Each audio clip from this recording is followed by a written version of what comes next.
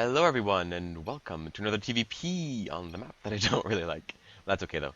You should always practice on maps that you don't like, just because, well, the more you play it, the better you get at it. But on this map specifically, it's really good for Protoss heavy gas all-in builds that you do see. The Bling Stalker is really good just because of the surface area. You can exploit a lot of it. Proxy Oracle is really good because you can proxy it over here or over here. Sometimes over here, so it's really difficult to scout. Sometimes, a little bit more rarely, but sometimes you'll find it in this upper hand corner. That's okay though, because the more you practice against it, the better you get at holding it off. And if you can hold off builds on this types of map, you can hold it off on any map. I mean, this is really a good map for the heavy gas style that you don't really see. Well, I mean, you do see them more than you used to, but I don't really see them that much. Speaking of the gas-heavy style, I didn't really go into build order counters yet. I mean, last video I went into ways of holding off our pushes, how to how to pretty much delay them, and how the Protoss can kill off and deny and just delay. That's pretty much what I went into. But I didn't really get into build order counters, and gas-heavy all-ins from Protoss are pretty much a build order counter to what we do, unfortunately. And it's so strong, in fact, that we can't really continue with what we do. We have to alter our build and go for something completely different. The two main veins is to go for a 1-1-1, or in this case a 2-1-1, just because we have two Raxes. And that's really good at holding off. I guess it's good against DTs as well, but it's really powerful against the Blink Stalkers. Somewhat a little bit fragile against the Oracle play, just because, well, you only have two Raxes, so the Marines are a little bit low. You do have mines, but even with mines, the Envision is really annoying to deal with. The other style is the heavy Rax count, which is way better against the air units, but a little bit weaker against the Blink Stalkers. And it's 3 minutes. We're going to scout, and our opponent still hasn't scouted us yet. He is, of course. But since he's so late on scouting, that normally means he's either doing some sort of cheese on this map, it's not uncommon, or going for some weird play that he's not going to react no matter what we do. And we're almost out of our opponent's base. And what do we scout? Okay, so first we scout this. 348. Cybernetic score still not done. That's really big, because cybernetic score is supposed to be done between 340 and 345. If you're going gas heavy, you're supposed to be done at 350 at the latest. And lots of chrono boost stayed off. Lots of chrono boost indeed. And 150 gas mine, 150 gas mined. So we pretty much know what he's going for. He's going for the build that we don't like. And my way of reaction is a middle build between both the 1-1-1 or the 2-1-1 and the heavy Rax play. We go heavy, well, we don't go heavy gas, but we go get gas as soon as possible, and we go for a Rax instead of building our Expo here at 4. And what we want to do is get a factory down by 5. By 6 we want a tech lab and start producing tanks, so that by the time Blink Stalker arrives at our base and by the time they finish dealing with our marine pressure, we have 1 or 2 tanks out, so we are safe enough, while still getting enough Raxes, 3 Raxes, so that we can get a decent amount of Marines up to deal with the Oracle. We could see this time I forgot to click on this Rax and build a Marine, but normally what you want to do is have 3 Marines out by 5:30 and another 3 Marines up by 6. And 6 is really important because 6 is the time a proxy Oracle would arrive to your base and attack you. And if you have 6 Marines, you can hold it off. What's our opponent doing here?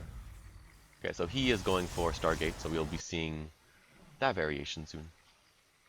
Doesn't really have much at home. Has Mothership Core, which has enough for Photon Overcharge, but that's about it.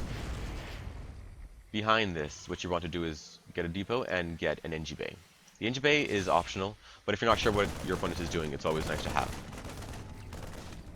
Looks like he's planning on expanding, but that's not going to happen.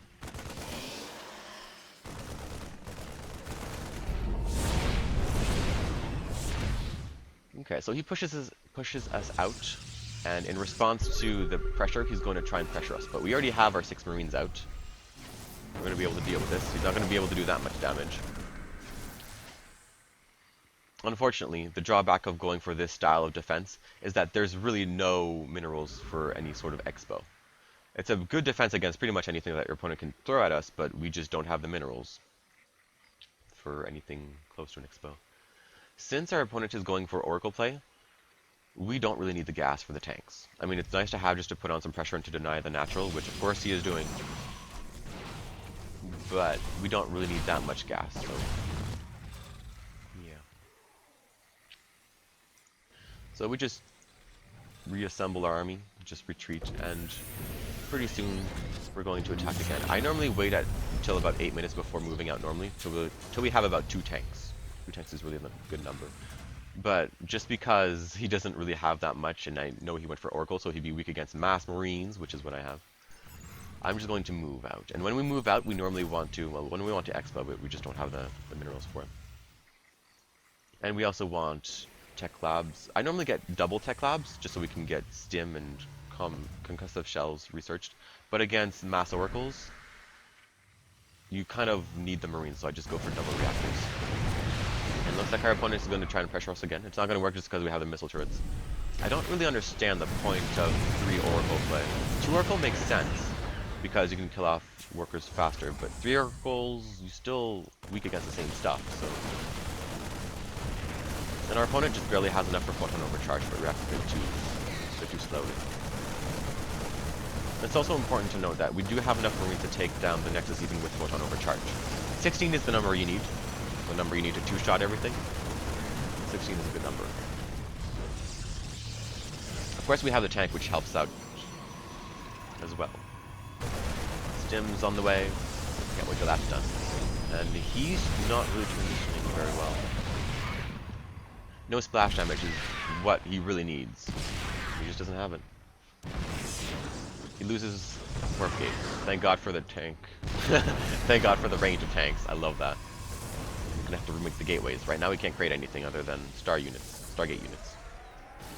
1 cannon. That's not gonna have that much either. And it's within range of the Cybernetics core. Can't really lose that, but he does have a good amount of time before he does lose that. And behind this, well, we're getting stim. That's about it. And his response here is to go attack with the oracles, which is always good for us because if we don't need to worry about the oracle, we can expand as much as we want. Man, tanks are so good. Only in the base trade scenarios. Which, since our army is really powerful, we don't necessarily need to expand, because if we can pretty much counter what he's doing, we have the army advantage.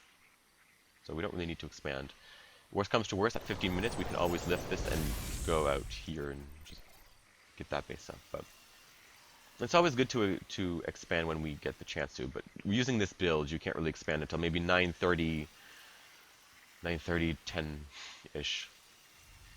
You don't really need to expand either. Instead, you could probably use a starport, but I do choose to expand.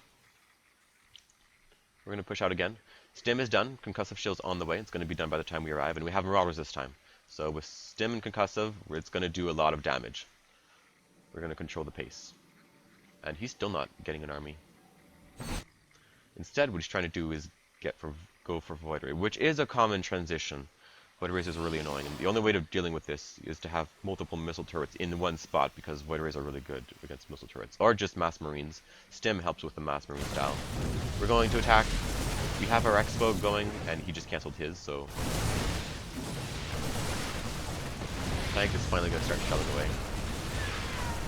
And we're going to get the probes because there's nothing here to defend. He tries to counter pressure. What he warps in is just zealots, which with stim and combat shields can't really do anything. I'm a bit slow at pulling off the workers, but I do pull them off. As long as I can repair the missile turret, he can't really do anything. I don't really have... Well, I do have the marines, but I don't really want to stim right now.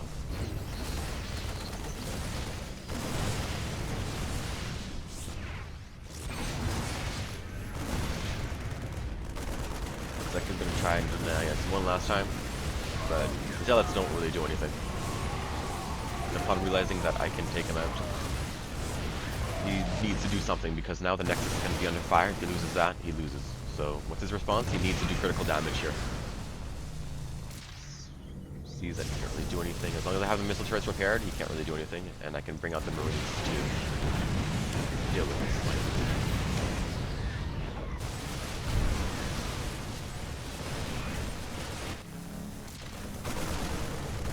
And upon realizing that I have Marines, he's going to GG out of there. And yeah, this is one of the ways of dealing with the gas first. It's not impossible to hold off. The Bling Stalkers are a little bit differently, but it's a bit harder to hold off. But it is not half bad. You just have to delay the Expo in order to deal with it. And yeah, I hope you guys liked it. Tell me what you think in the comments, and I'll see you guys next time, and bye-bye for now.